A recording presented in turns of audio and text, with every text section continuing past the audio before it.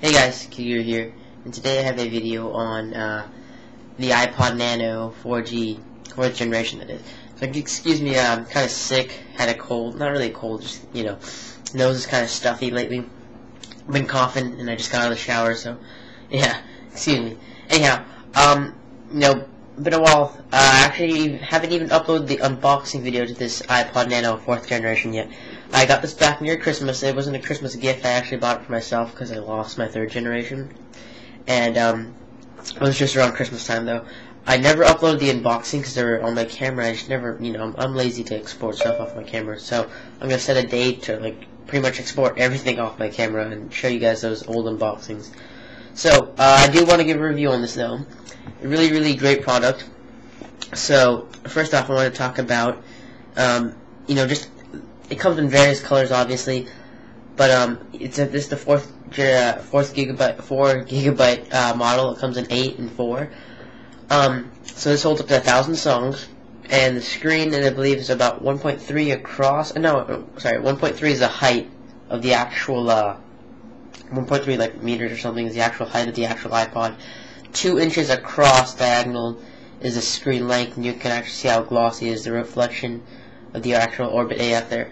So, the interface is really nice, just the outside profile, very thin. They went with the curved design, so, you get more thinness on the sides. Feels very lightweight, pretty durable, even though it's thin, I've dropped it once or twice, but I have a hard shell case for it, which is made by Belkin, which I do not have on me right now, so couldn't show you guys that, sorry. But, so it protects it, not really any scratches on this one at all, kind of looks pretty much brand new. On the bottom, you have space for your charger, obviously, and your audio, your headphone port right there. And then you have your click wheel, which is, really nice, works well, works responsive. It just, it's really responsive. It's just that my case kind of blocks it off. It has this little plastic thing that puts around, but yeah. So let's get to the actual home page here. Now, try to turn down the brightness so you can see it. I actually hold this at an angle so there's not much of a glare. So you see, it has music, videos, photos. It supports video, obviously, podcasts, extra settings. And somebody was wondering if this supports podcasts, video podcasts. It does, and since it supports video. It does great video playback. You have your Coverflow art that kind of just goes through right there of your albums. Now, the thing that this iPod introduced is, when you turn it, has a Coverflow view, and has a type of built-in accelerometer, so it knows when it's being turned either this way or this way.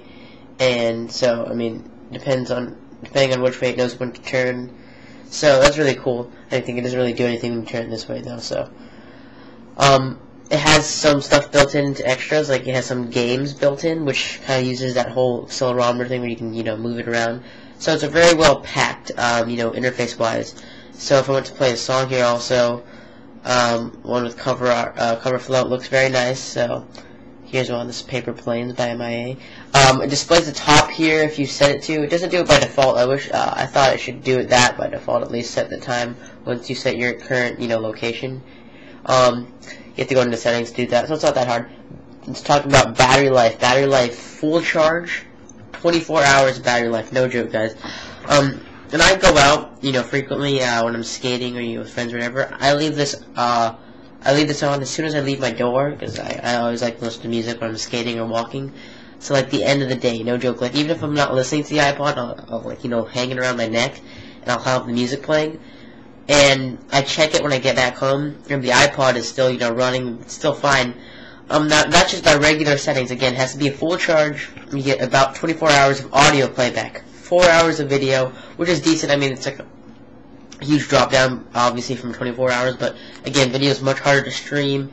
It's video and audio, so it's a lot of work on the iPod, but 4 hours is really nice.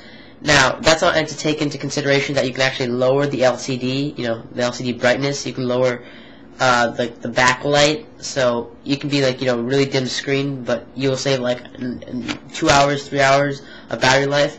Also, when I'm not listening, I always slide it to the hold, so it doesn't use any controls at all. And it saves a lot of battery life. So my #1 favorite iPod in terms of battery life. Something, if you're going on a trip, fully charge this, you're ready to go.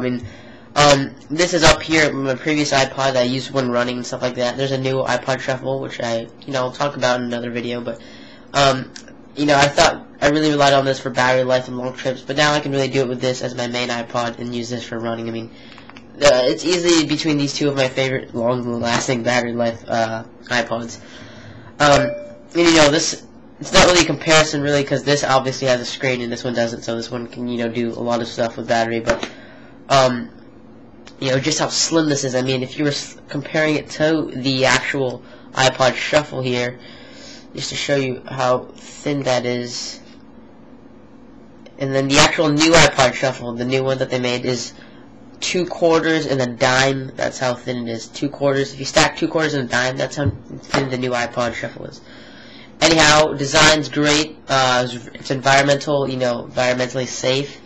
Very thin, very compact, great. Fits in your pocket. Very durable. The aluminum is nice. I would still recommend buying a case. It does add on a little thickness, but if you want your iPod to be protected, that's what matters most. Great. Software-wise, everything's great. I haven't had any problems with it. Really, no cons to me. Everything works fine. Sometimes the accelerometer can, fidget out. You kind of have to bump it a little bit. It has a built-in feature software-wise in iTunes where you can read off your song titles. Pretty much voiceover what the new iPod Shuffle does. Vivid colors, very great, contrast, and, colors are just bright, nice, crisp. Everything's pretty nice. Now, the only thing that really bugged me, it's not with the iPod, but the headphones that came with it. These headphones are really durable. They're not the best audio as well. I mean, they're great, standard headphones. They're not the best audio if you're an audio, file, whatever you call it. But, they're not that durable. You see, I kind of ripped the little thing there. It doesn't really fit in your ear if you're running a lot. I mean, if you're doing something active involves running, I recommend you get any other headphones, or any headphones is what I use now. Just because those aren't, that good for running or anything like that. Anyway, out of 5, best iPod I've ever owned. So this is, certainly getting a 5 out of 5. But, the only thing that would maybe bring it down in the rating would be the headphones, and that's separate from the actual iPod. Great battery life, great design, great software.